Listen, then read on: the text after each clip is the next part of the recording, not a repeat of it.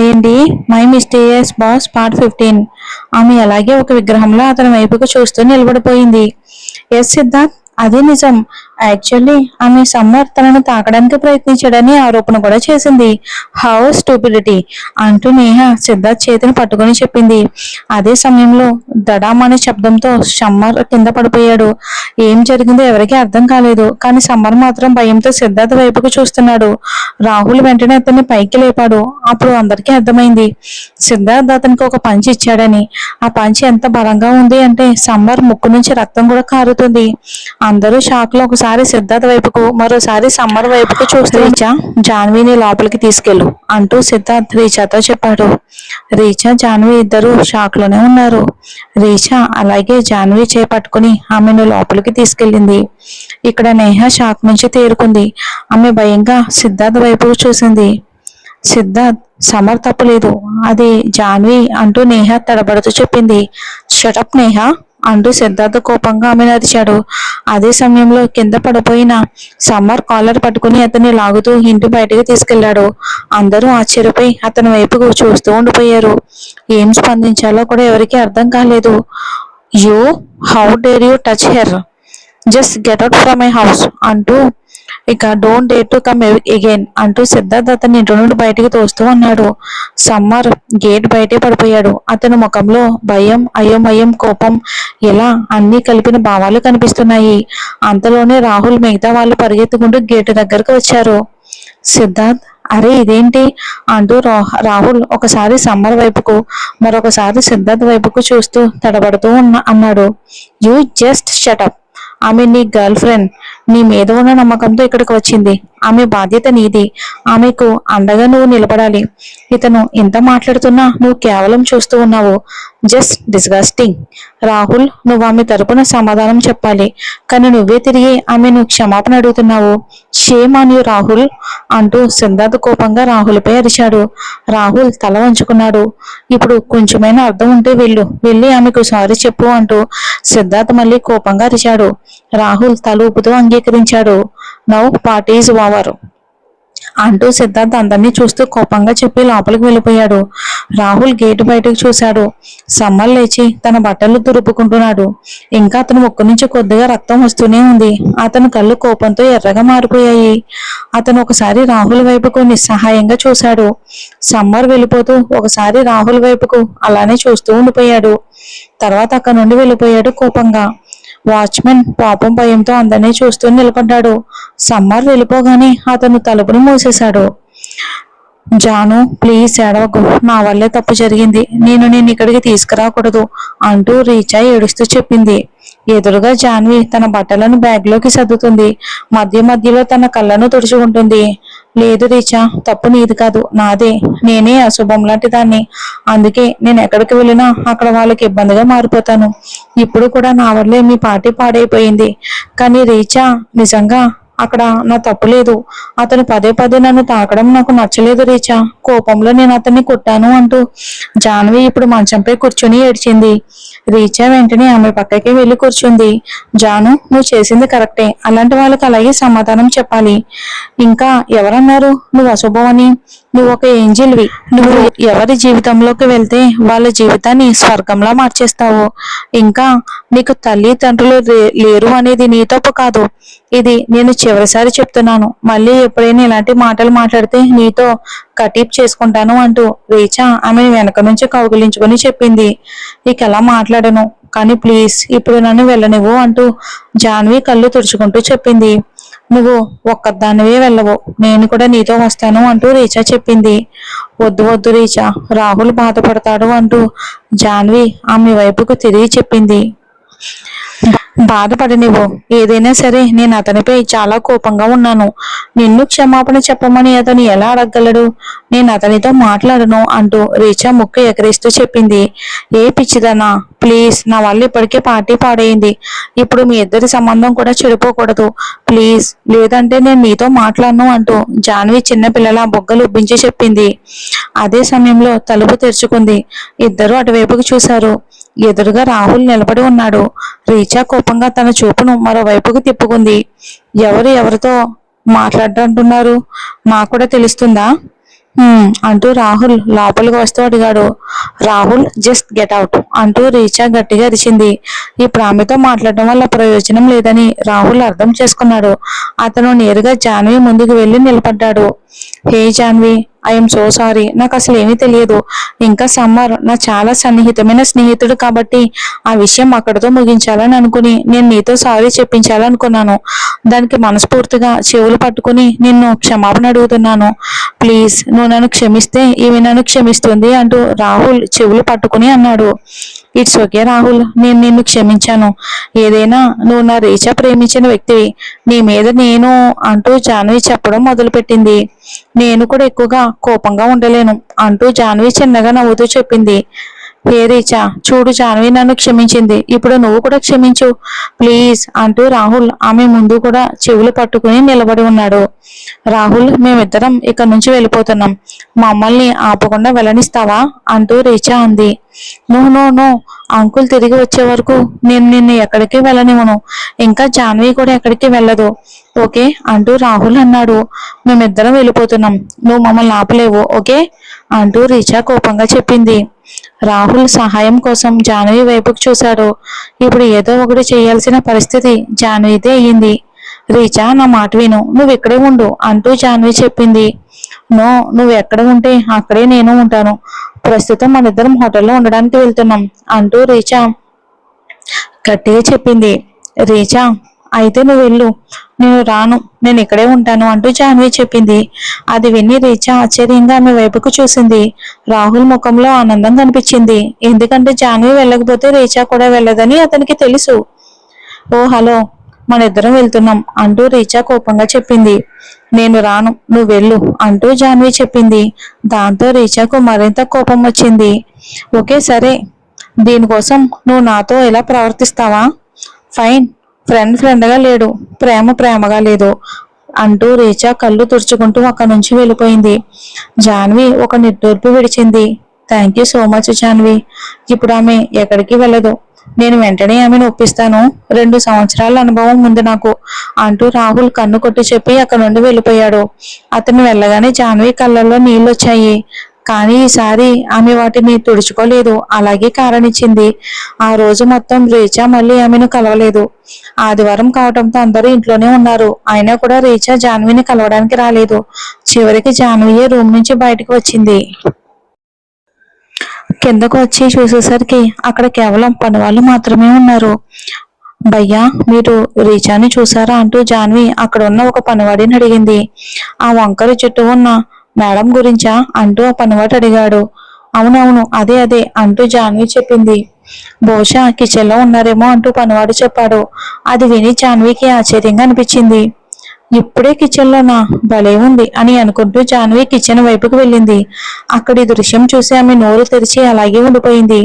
ఎందుకంటే ఒకరి ఇల్లు కూడా అంత పెద్దగా ఉండకపోవచ్చు, కానీ ఆ కిచెన్ మాత్రం అంతకంటే పెద్దగా ఉంది. ప్రతిదీ చాలా పద్ధతిగా సిస్టమేటిక్ గా అమర్చబడి ఉంది. అక్కడ 4 చెఫ్లు పనిచేస్తూ ఉన్నారు. ఒక పక్క రీచా టీ తయారు చేస్తూ ఉంది. జాన్వి నెమ్మదిగా వెళ్లి రీచా వెనకే నిలబడింది. రీచా ఏదో ఆలోచనలో మునిగిపోయి ఉంది. అంతలోనే బౌ అంటూ జాన్వి గట్టిగా అరుస్తూ వెనక నుంచి రీచా మెడను పట్టుకుంది. దాంతో రీచా భయంతో గట్టిగా అరిచింది. ఇక అక్కడ ఉన్న మిగతా చెఫ్లందరూ గట్టిగా నవ్వటం మొదలు పెట్టారు. జాను, ఏంటిది, మనం చిన్నపిల్లలమా, పిచ్చితనా, నాకు హార్ట్ అటాక్ వచ్చేస్తుంది అంటూ రీచా గుండెలపై చేయి పెట్టుకుని చెప్పింది. కిచెన్ లో ఏం చేస్తున్నావు అంటూ జాన్వి అడిగింది. అలా అనిపించింది, ఎన్ని రోజులైందో ఈ కిచెన్ లో ఉన్న ఈ ప్రాణులతో మాట్లాడి, అందుకే వెళ్ళి కాస్త మాట్లాడదామని వచ్చాను అంటూ రీచా చెప్పింది. అది విని జాన్వి కళ్ళు చిన్నగా చేసి ఆమె వైపుకు చూసింది. అరే పిచ్చిదానా, కిచెన్ లో ఏం చేస్తారు, ఆహారం వండడం నేర్చుకుంటున్నాను. పెళ్ళైన 2వ రోజు ఏదైనా తీపి చేసి పెట్టాలి కదా, అందుకే టీతో ట్రై చేస్తున్నాను అంటూ రీచా చెప్పింది. అది విని అక్కడ ఉన్న వాళ్ళందరూ మళ్ళీ నవ్వటం మొదలు పెట్టారు. ఓ భయ్యా, మళ్ళీ మళ్ళీ ఎందుకు నవ్వుతున్నారు అంటూ రీచా చెఫ్ వైపుకు చూసింది. మేడం, ఏదైనా తినడానికి స్వీట్ తయారు చేస్తారు, తాగడానికి కాదు అంటూ ఒక చెఫ్ అన్నాడు. అలానే ఉండనివ్వండి అంటూ రీచా చెప్పింది. అదే సమయంలో ఒక పనివాడు అక్కడికి పరిగెత్తుకుంటూ వచ్చాడు. మేడం, సార్కి కాఫీ కావాలి అంటూ ఆ పనివాడు చెప్పగానే అక్కడున్న చెఫ్లందరూ తమ పనులు పక్కన పెట్టి కాఫీ తయారు చేయటం మొదలుపెట్టారు. వాళ్ళ ముఖాల్లో భయం క్లియర్ గా కనిపిస్తుంది. ఎవరి కోసం కాఫీ తయారు చేస్తున్నారు అంటూ జాన్వి ఆసక్తిగా అడిగింది. సిద్ధార్థ్ సార్ అంటూ ఆ పనివాడు చెప్పాడు. జాన్వి తలూపింది. అతను తనను కాఫీ అడిగిన రోజు ఆమెకు గుర్తొచ్చింది. ఇప్పుడు చెఫ్ల పరిస్థితి చూసి ఆమెకు నవ్వొచ్చింది. నిజంగానే రాక్షసుడే ఇతను. అందరినీ ఎంత ఇబ్బంది పెడతాడు. అందరూ ఎప్పుడు అతని వెనకాలే పడుతూ ఉంటారు. అవసరం లేదు, మిగతా ఏమీ చేయాల్సిన పని లేదు. కానీ అవును, ఈ రోజు తనే కదా తనకు అండగా నిలిచాడు. ఎవరూ తనని నమ్మలేదు, కానీ అతను మాత్రం గట్టిగా తన వైపు నిలబడ్డాడు. తన కోసం అతన్ని కొట్టాడు. జాన్వి ఒక్కసారిగా భావోద్వేగానికి లోనయ్యింది. ఉదయం జరిగిన సంఘటనలు ఒక్కొక్కటిగా ఆమె కళ్ళ ముందు మెదులయ్యాయి. సిద్ధార్థ్ తనకు అండగా నిలబడ్డం, ఆ తర్వాత ఆ అబ్బాయిని అక్కడి నుండి బయటకు పంపించడం, ఇవన్నీ ఆమెకు గుర్తొచ్చాయి. నిజంగా ఈ రోజు అతనికి థ్యాంక్ యూ చెప్పాలి, కానీ అతనితో ఎలా మాట్లాడాలి అని ఆలోచిస్తూ ఆమె చెఫ్ల వైపుకు చూస్తుంది. అంతలోనే ఆమె మనసులో ఒక ఆలోచన వచ్చింది. భయ్యా, నేను మీ సార్ కోసం కాఫీ తయారు చేయనా అంటూ జాన్వి ఒక్కసారిగా అడిగింది. అది విని అందరూ ఆశ్చర్యంగా ఆమె వైపుకి చూశారు. రీచా కూడా అలాగే చూస్తూ ఉండిపోయింది. నాకు ఆయనకు థ్యాంక్ యూ చెప్పాలి ఉదయం జరిగిన దానికి అంటూ జాన్వి రీచాతో చెప్పింది. సారీ మేడం, కానీ సార్ కోసం మేమే అందరం కాఫీ తయారు చేస్తాం. అందులో ఏదో ఒకటి ఆయనకు నచ్చుతుంది. ఒకవేళ నచ్చకపోతే అది మా మీద పడుతుందేమోనన్న భయం ఉంటుంది. ఆయనకు కాఫీ ఆయనకు నచ్చినట్టుగానే కావాలి, లేకపోతే చాలా కోపంగా ఉంటారు అంటూ ఒక చెఫ్ చెప్పాడు. ఆయన కోపం గురించి నాకు తెలుసు. అది కాఫీ విషయంలో అయితే మరీ ఎక్కువ అని జాన్వి మనసులోని అనుకుంది. నేను ఒకసారి ఆయన కోసం కాఫీ తయారు చేస్తాను. ఇప్పుడు కూడా ప్రయత్నిస్తాను. ప్లీజ్ నాకు నాకు ఆయనకు థ్యాంక్ యూ చెప్పాలి అంటూ జాహ్నవి అభ్యర్థిస్తూ చెప్పింది. ఇంకా చెఫ్లు అందరూ కూడా ఒకరినొకరు చూసుకున్నారు. తర్వాత ఒకరికొకరు సైగ చేసుకున్నారు. మేడం, కాఫీ తయారు చేయండి, కానీ తర్వాత మీరే తీసుకెళ్లి ఇవ్వాల్సి ఉంటుంది అంటూ ఆ చెఫ్ చెప్పాడు. దాంతో జాహ్నవి ఆలోచనలో పడిపోయింది. మనమే తీసుకెళ్లాలా, కానీ మళ్ళీ నా మీద కోపం చూపిస్తే? అవును, కానీ ఉదయం మా ఆయనే కదా నన్ను కాపాడ్డారు, నా గౌరవాన్ని నిలబెట్టారు. కాఫీ తీసుకెళ్దామని జాన్వి మనసులోనే గట్టిగా డిసైడ్ అయ్యింది. ఆమె కాఫీ తయారు చేయటం మొదలుపెట్టింది. మేడం, బ్లాక్ కాఫీ అంటూ చెఫ్ చెప్పాడు. భయ్యా, ఇప్పుడంతా నా మీద వదిలేయండి, నేను ఆయనకు కాఫీ ఇస్తాను అంటూ జాన్వి నవ్వుతూ చెప్పింది. ఆ చెఫ్లు కూడా అంగీకరిస్తూ తల ఊపి మళ్ళీ తమ పనుల్లో ఉండిపోయారు. జాన్వి ముందుగా నీళ్లు మరిగించి అందులో చక్కెర వేసింది. తర్వాత అందులో కాఫీ కలిపింది. ఆమె తయారు చేసిన కాఫీని ట్రేలో పెట్టింది. ఆ తర్వాత ఒక చిన్న చీటీలో ఏదో రాసి ఆ ట్రేలో పెట్టింది. తర్వాత ఆమె ఆ ట్రేను తీసుకుని వెళ్ళటం మొదలుపెట్టింది. జాను, ఆయనకు నచ్చకపోతే వెంటనే అక్కడ నుండి పారిపోయి వచ్చేసాయి అంటూ రీచా మెల్లగా ఆమె చెవిలో చెప్పింది. జాన్వి కళ్ళతోనే తనకు ధైర్యం ఇచ్చింది. ఇంకా సిద్ధార్థ్ గది వైపుకు వెళ్తున్నప్పుడు జాన్వికి అనవసరంగానే తన గుండె వేగంగా కొట్టుకుంటున్నట్టు అనిపించింది. అలా అనుకుంటూ మధ్యలోనే ఆమె మనసులోనే ఏదో ఆలోచన వచ్చింది. ఆమె ట్రేను టేబుల్ పై పెట్టి కాఫీ పై భాగంలో ఒక హార్ట్ గీసింది. దాంతో ఆమె మనసులోని ఒక ఆందోళన మరింత పెరిగింది. ఛీ, ఇదేంటి ఇలా చేస్తున్నాను, హార్ట్ ఎందుకు అని అనుకుని వెంటనే చెంచాను కాఫీలో తిప్పి ఆ హార్ట్ ను చెరిపివేసింది. ఇక తర్వాత మళ్ళీ ట్రైన్ తీసుకుని అతని గది ముందుకు వెళ్ళింది. ఆమె తలుపు తట్టింది, కానీ తలుపు తెరిచే ఉంది. ఆమె లోపలికి తొంగి చూసింది. గదిలో ఎవరూ కనిపించలేదు. ఇప్పుడు ఎక్కడికి వెళ్ళాడితను అని ఆమె ఆలోచిస్తూ ఉండగా బాత్రూమ్ తలుపు తెరుచుకుంది. సిద్ధార్థ్ కేవలం టవల్ చుట్టుకుని బయటకు వచ్చాడు.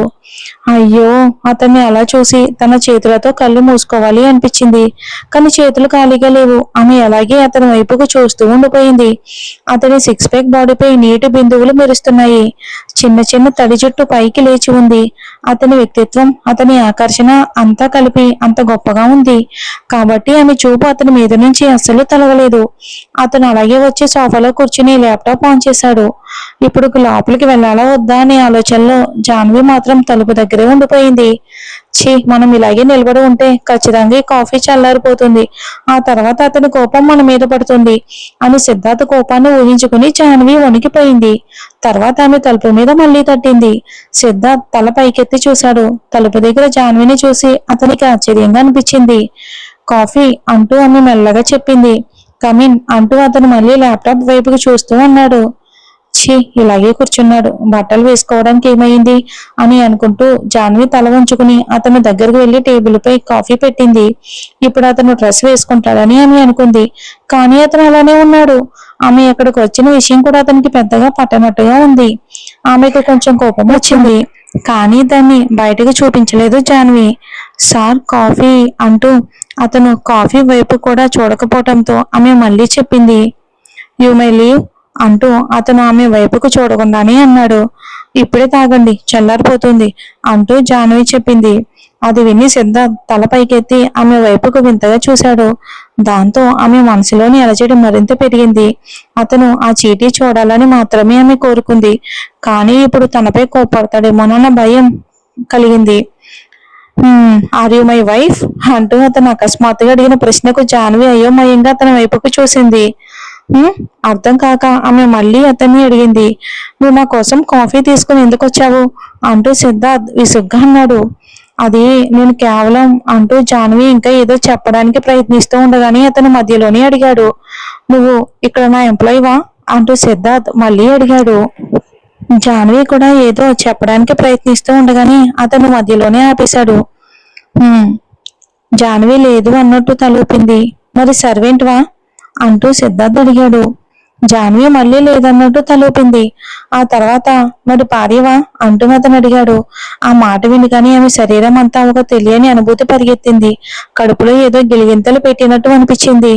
లేదు లేదు అదే అంటూ ఆమె సిగ్గుతో తల ఉంచుకుంది. వై ఆర్ యు బ్లషింగ్, నేను నీకు ప్రపోజ్ చేయలేదు అంటూ అతను కొంచెం వెటకారంగా అన్నాడు. ఆ తర్వాత అతను అక్కడ ఉన్న కాఫీ కప్పును తీసుకున్నాడు. ఇక అదే సమయంలో అచ్చి అంటూ ఆమె తుమ్మింది. అది కూడా అతని కాఫీలోనే పడింది. జాన్వి వెంటనే నోటికి చేతిని అడ్డం పెట్టుకుని భయంగా అతని వైపుకు చూసింది. అయిపోయింది, ఇప్పుడు నోటికి చెయ్యి పెట్టుకుని ఏ లాభం అంటూ అతని అన్నాడు. Sorry sorry sir, I'm so sorry, నేను ఇంకో కాఫీ తీసుకొస్తాను అంటూ ఆమె బాధగా చెప్పింది. కానీ అతను మాత్రం ఆమెకు నేరుగా బయటకు వెళ్ళమన్నట్టు సైగ చేశాడు. జాన్వి తల ఉంచుకుని బయటకు వెళ్ళిపోయింది. ఛీ, ఇప్పుడు ఈ కాఫీని ఏం చేస్తారు, ఇంకా ఆ చీటీ చదువుతారా అని ఆలోచిస్తూ జాన్వి మళ్ళీ కిచెన్ వైపుకి తిరిగింది. మరి చూద్దాం, చీటీ చదువుతాడో లేదో మన హీరో.